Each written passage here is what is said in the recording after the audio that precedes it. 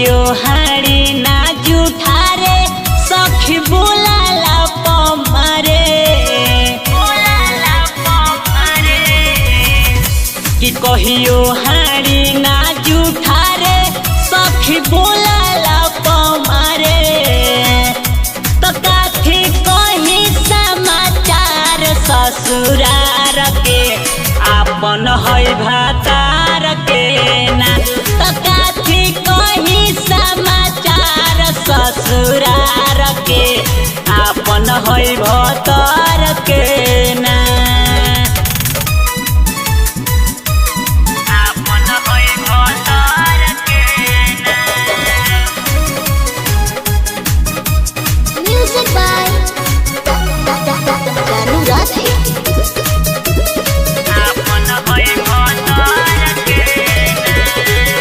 भई बाबे हाया मुअना मरद के जाती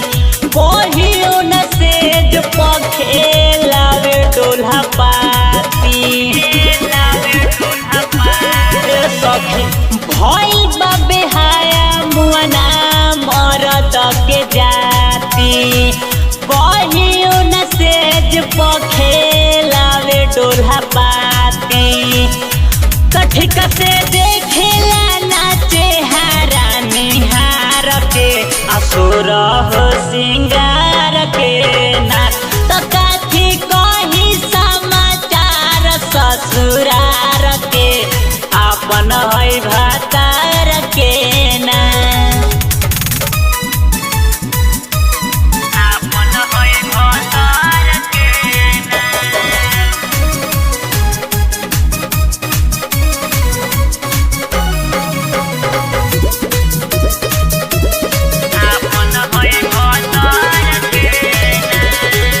चढ़ली जवनिया के पनिया फफाता नित उपेंद्र रानू कहियो न खाता चढ़ली जवनिया के पनिया फफाता नित उपेंद्र रानू कहियो न खाता मिठल लूटेला ना तनी कोलहार के आ देखे ना उघार के ना